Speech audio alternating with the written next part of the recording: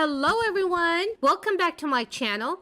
This is your fourth stimulus check update and daily news report. In today's video, I will be going over how the Social Security program is being changed by the Biden administration and how the American people will benefit from the new massive spending bills. When Congress approved $1.9 trillion in stimulus payments to millions of Americans earning less than $75,000 as part of the American Rescue Plan, it was billed as an effort to bolster the struggling economy ahead of its recovery coming out of this crisis.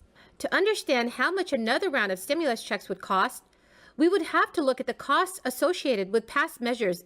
As part of the American Rescue Plan, Congress authorized spending $1.9 trillion, which included $1,400 in direct payments as stimulus relief. The plan also extended unemployment benefits, which added even more cost to the plan and final spending bill, which was supported by Democrats and many Republicans.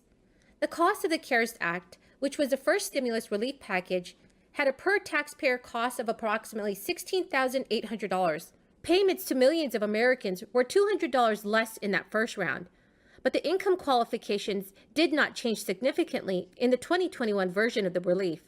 There is growing concern that with the rise, even more aid could be needed, especially if the economic recovery is sluggish, because we're heading into the winter months.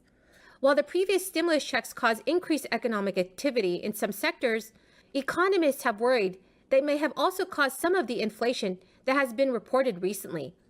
While the Federal Reserve said late last week that it was not concerned with the aid to Americans or its role in creating additional inflation, the rate of inflation began to slow in late summer. The keyword for this video is STAR, so please make sure to comment below with the keyword. Lawmakers and activists gathered in Detroit, Michigan, advocating for President Biden's $1 trillion infrastructure plan approved earlier this month. Senator Bernie Sanders, chair of the Build Back Better Budget Committee, said some Republicans who are willing to give tax breaks to the rich are also eager to kick 30 million people off health care by revoking the Affordable Care Act. Bernie Sanders had told reporters the tie-breaking vote may come down to the vice president. Republican friends are saying we can't because we're going to raise taxes. They are right.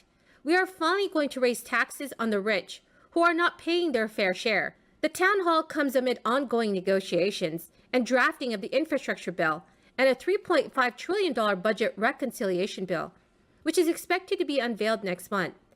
The bipartisan plan received a 69-30 vote, including Senate Republican leader Mitch McConnell, and is a cornerstone of President Biden's agenda. Rashida Tlaib said that the effort goes beyond improving roads and bridges to focus on the care economy to support families and also address climate threats.